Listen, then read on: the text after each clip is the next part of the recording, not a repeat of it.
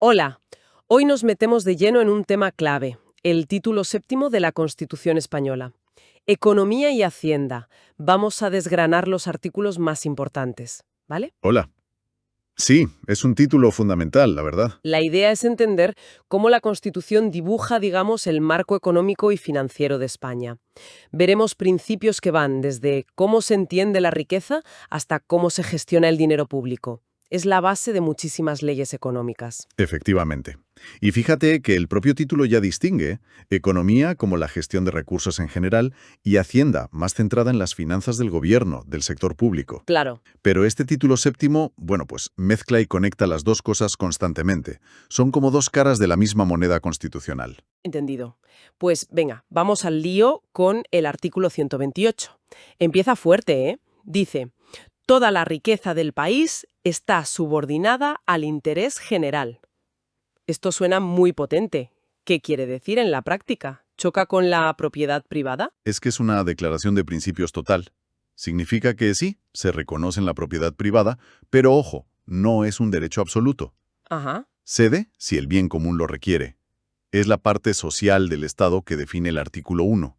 Y de ahí, el 128 saca dos ideas clave. Primero, reconoce la iniciativa pública en la economía. O sea, el Estado no solo pone reglas, también puede actuar directamente. Ser empresario, digamos. Vale, puede ser actor económico. ¿Y la segunda idea? Parece que va un paso más allá, ¿no? Permitiría al Estado como tomar el control de ciertas cosas. Correcto. Dice que por ley se pueden reservar al sector público recursos o servicios esenciales. Piensa en monopolios naturales o sectores estratégicos. ¿Cómo? ¿La energía quizá? ¿O transportes? Podría ser. La Constitución no los lista a todos, pero ejemplos clásicos son la seguridad, la justicia, sanidad, educación, infraestructuras básicas. Y además contempla intervenir empresas si lo pide el interés general. Es un poder importante, claro, y siempre genera debate sobre dónde está el límite con la libertad de empresa. Entiendo. Entonces, si el 128 abre la puerta a la intervención del Estado, el siguiente, el 129, parece ir en otra línea. Habla de participación. ¿Participación de quién y dónde?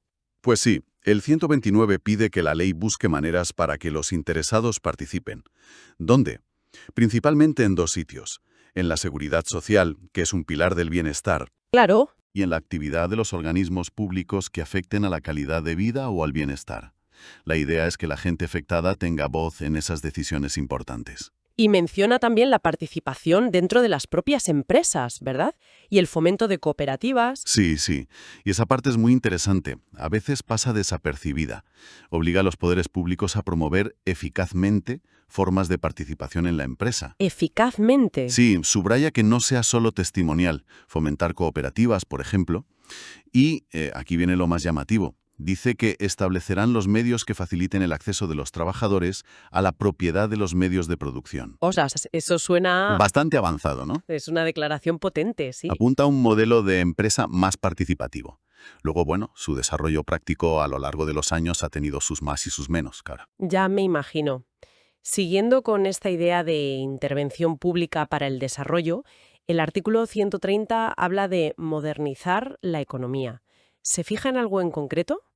El mandato es para todos los sectores, pero sí menciona específicamente agricultura, ganadería, pesca y artesanía. Sectores, digamos, más tradicionales o que a veces necesitan más apoyo. Entiendo. ¿Y con qué objetivo? El objetivo es muy claro y ambicioso. Equiparar el nivel de vida de todos los españoles. Luchar contra los desequilibrios entre regiones y entre sectores. Es un mandato constitucional directo. Y leí algo sobre las zonas de montaña. Sí, exacto. Las menciona como un ejemplo de esa lucha contra el desequilibrio. Dice que se les dará un tratamiento especial. Reconoce que hay zonas con dificultades particulares para alcanzar ese nivel de vida medio. Es un detalle de sensibilidad geográfica, digamos. Vale. Para conseguir esos objetivos de desarrollo y equidad, el artículo 131 introduce una herramienta que suena contundente: la planificación económica por el Estado. ¿Esto es algo obligatorio? ¿Se usa para todo? A ver, no es una obligación permanente. Dice que el Estado, mediante ley, podrá planificar la actividad económica general. Es una posibilidad, ¿Y para qué se usaría esa planificación? pues conecta con lo que decíamos. para atender necesidades colectivas, para equilibrar el desarrollo entre regiones y sectores, para estimular el crecimiento de la renta y la riqueza, y, ojo, para conseguir su más justa distribución. Otra vez esa idea social del modelo económico. ¿Y cómo se haría? ¿Lo decide el gobierno y ya está? No. El diseño que prevé es participativo. El gobierno prepara los proyectos, pero tiene que contar con las previsiones que le den las comunidades autónomas. Las CCA, sí. Y con el asesoramiento y la colaboración de sindicatos y organizaciones empresariales y económicas. Incluso dice que se creará un consejo específico para esto, por ley. Busca coordinar, aunque, bueno, su uso real ha variado mucho con el tiempo. Cambiamos un poco de tercio ahora. Vamos a los bienes que son de todos. El artículo 132, sobre bienes de dominio público. ¿Qué tienen de especial estos bienes? Pues que tienen un régimen legal súper protector. Se basa en 3 principios clave que tiene que asegurar la ley. Son inalienables, o sea, no se pueden vender así como así. Imprescriptibles, el Estado no pierde la propiedad por mucho tiempo que pase.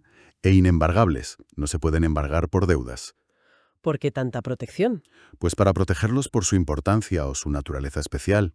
Son bienes colectivos fundamentales. La Constitución dice cuáles son. Menciona algunos muy claros. La zona marítimo-terrestre, las playas, el mar territorial y los recursos naturales de la zona económica y la plataforma continental. Vamos, la costa y el mar cercano. Pero dice que la ley determinará qué otros bienes son de dominio público y también regulará el patrimonio del Estado y el patrimonio nacional. Protege los activos colectivos, básicamente. Vale. Entramos ahora de lleno en la Hacienda, en el dinero. Artículo 133. El poder de poner impuestos, la potestad tributaria. ¿Quién manda aquí? Pues hay una jerarquía clara. La potestad originaria, la capacidad de crear impuestos desde cero, digamos, la tiene exclusivamente el Estado central. Y siempre, siempre, mediante una ley aprobada en las Cortes Generales. Ese es el núcleo del poder fiscal. Entonces, las comunidades autónomas y los ayuntamientos no pueden tener impuestos propios. Sí pueden. Pero su poder no es originario, es derivado. Pueden crear y cobrar tributos, pero solo de acuerdo con la Constitución y las leyes del Estado que se lo permitan y les digan cómo. Su autonomía financiera tiene un marco, ¿entiendes? Ya. Está limitada por leyes estatales. Exacto. Y lo mismo pasa con los beneficios fiscales sobre impuestos del Estado, como exenciones o bonificaciones, necesitan siempre una ley. Y un principio básico. Ninguna administración, ni Estado, ni CCA, ni ayuntamiento puede gastar dinero o endeudarse si no hay una ley que se lo permita. Principio de legalidad financiera. Y eso nos lleva directos al 134, los presupuestos generales del Estado, la gran ley económica de cada año, ¿no? ¿Cómo funciona eso? Es el centro de la política fiscal anual, sí. El gobierno los prepara, los cocina, digamos, pero son las Cortes Generales, el Congreso y el Senado quienes los discuten, pueden meter enmiendas y al final los aprueban o los rechazan. ¿Y qué incluyen exactamente? Pues tienen que incluir todos los gastos y todos los ingresos que prevea el sector público estatal para ese año. Todo. Y también tienen que decir cuánto dinero se pierde por los beneficios fiscales. Tienen que ser anuales. ¿Y si llega el 1 de enero y no se han aprobado? Algo que ha pasado alguna vez. Pues hay una solución automática. Se prorrogan los del año anterior hasta que haya nuevos. Es un mecanismo para evitar que el Estado se paralice. Y hay un plazo. El gobierno tiene que presentarlos al menos 3 meses antes de que acabe el año. ¿Y el Parlamento? ¿Las Cortes? ¿Pueden cambiarlos mucho? Pueden proponer enmiendas, claro. Pero, y esto es muy importante para el poder del gobierno, si una enmienda quiere aumentar un gasto o reducir un ingreso previsto, necesita el visto bueno del gobierno para poder siquiera debatirse. Si el gobierno dice no, esa enmienda no sigue adelante. O sea que el gobierno tiene un control fuerte sobre el gasto final. Sí, tiene la última palabra sobre las enmiendas que tocan el bolsillo, por así decirlo. Y una cosa importante sobre los impuestos y los presupuestos. Fundamental, sí. La ley de presupuestos no puede crear impuestos nuevos, puede modificarlos. Por ejemplo, subir o bajar un tipo, pero solo si la ley propia de ese impuesto, la ley del IVA, la del IRPF, dice que la ley de presupuestos puede hacerlo. No es la ley para inventarse impuestos. Entendido. Llegamos al 135. Este artículo se reformó hace unos años y dio mucho que hablar, la estabilidad presupuestaria. ¿Qué nos dice ahora? Pues consagra un principio que obliga a todas las administraciones públicas. Estado, CCAA, ayuntamientos. Todas tienen que seguir el principio de estabilidad presupuestaria. Y esto ya no es solo una declaración, se traduce en límites muy concretos al déficit y a la deuda. ¿Límites? ¿De qué tipo? Suena bastante estricto, ¿no? Y lo es. El Estado y las SAA no pueden tener un déficit estructural, que es como el déficit permanente, no el puntual, por encima de los límites que marca la Unión Europea. Y hace falta una ley orgánica que necesita mayoría absoluta en el Congreso para fijar cuál es el déficit máximo para cada uno y qué pasa si se incumplen. ¿Y los ayuntamientos? Las entidades locales, dice la Constitución, deben tener equilibrio presupuestario, o sea, no gastar más de lo que ingresan. En principio. ¿Y el tema de la deuda pública, que fue tan polémico en la reforma? ¿Qué dice ahora? Sí, es un punto central. Primero, que para emitir deuda o pedir créditos gordos, el Estado y las CCAA necesitan una ley que les autorice. Y segundo, y esto es lo más fuerte, el pago de los intereses y del capital de la deuda pública tiene prioridad absoluta. Absoluta. Por encima de otros gastos. Absoluta. Los créditos en el presupuesto para pagar la deuda no se pueden tocar, no se pueden enmendar ni modificar si cumplen lo que decía la ley que autorizó esa deuda. Es un blindaje total, muy marcado por las reglas europeas, claro. ¿Y hay un tope? ¿A cuánta deuda se puede acumular en total? ¿Se puede saltar estas reglas alguna vez? Sí, hay un tope global. Dice que el volumen total de deuda de todas las administraciones juntas no puede superar el valor de referencia que marca el Tratado de Funcionamiento de la UE, que ahora mismo es el 60% del PIB, aunque bueno, es un tema complejo. ¿Y las excepciones? ¿Se puede superar ese límite? Sí, pero solo en casos muy concretos y tasados. Catástrofes naturales, una recesión económica muy gorda o una emergencia extraordinaria que el Estado no pueda controlar. Y aún así, para superar los límites en esos casos, hace falta que lo apruebe la mayoría absoluta del Congreso. No es fácil. Además, el propio 135 dice que una ley orgánica tiene que desarrollar todo esto. Cómo se reparten los límites de déficit y deuda entre Estado y CKA, cómo se calcula el déficit estructural, qué responsabilidades hay si se incumple. Y dice que las CKA tienen que aplicar la estabilidad según lo que digan sus estatutos de autonomía también. Complejo y estricto, desde luego.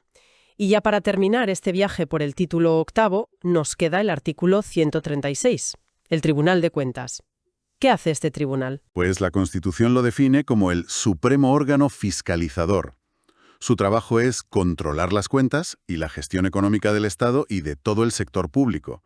Es el gran vigilante del dinero público. ¿Y quién le manda? El gobierno, el Parlamento, ¿cómo vigila? Depende directamente de las Cortes Generales, del Parlamento. Actúa por delegación de ellas cuando examina y comprueba la cuenta general del Estado. O sea, rinde cuentas al Parlamento, no al gobierno. Y eso es clave para su independencia. ¿Y qué hace exactamente? Pues revisa que las cuentas estén bien hechas y que el dinero se haya gastado como dice la ley. Recibe todas las cuentas anuales del Estado y de sus empresas públicas, organismos, etc. Y las censura, dice el texto. Vamos, que las revisa críticamente y las verifica. ¿Y si encuentra algo raro? ¿Alguna irregularidad? Pues prepara un informe cada año para las Cortes. Y en ese informe tiene que decir si ha encontrado infracciones o posibles responsabilidades contables. Para que pueda hacer bien su trabajo, sus miembros tienen independencia, no se les puede quitar fácilmente del puesto y tienen incompatibilidades parecidas a las de los jueces. Cómo funciona exactamente su organización y demás, lo regula una ley orgánica. Perfecto. Pues sí que hemos cubierto artículos. Recapitulando muy rápido. Artículo 128, la riqueza al servicio del interés general. 129, la participación de la gente en la economía y la seguridad social. 130, modernizar y equilibrar la economía. 131, la posibilidad de planificar desde el Estado. 132, proteger los bienes públicos. 133, quién puede poner impuestos. 134, cómo se hacen y aprueban los presupuestos. El 135, importantísimo, con la estabilidad presupuestaria y la prioridad de la deuda. Y el 136, el control del Tribunal de Cuentas. Sí, viéndolos así seguidos, te das cuenta de que dibujan un modelo económico constitucional complejo, lleno de equilibrios y también de tensiones, ¿no? Busca combinar iniciativa privada e intervención pública, crecimiento y cohesión social y territorial, autonomía financiera y responsabilidad fiscal, ahora muy ligada a Europa. No es un modelo cerrado, es más bien un marco para el debate constante sobre cómo conseguir todos esos objetivos que a veces chocan entre sí. Y justo sobre esos objetivos podemos dejar una reflexión final para quien nos escucha. El artículo 131 decía que uno de los fines de la planificación podía ser estimular la más justa distribución de la renta y la riqueza. Si pensamos en todo este sistema de reglas, límites, principios que hemos visto, ¿cómo medimos hoy si las políticas económicas dentro de este marco constitucional nos están acercando o alejando de esa meta de justa distribución? Es una pregunta que sigue ahí en el centro de muchos debates. Y con esa pregunta en el aire terminamos este análisis a fondo. Gracias por la compañía.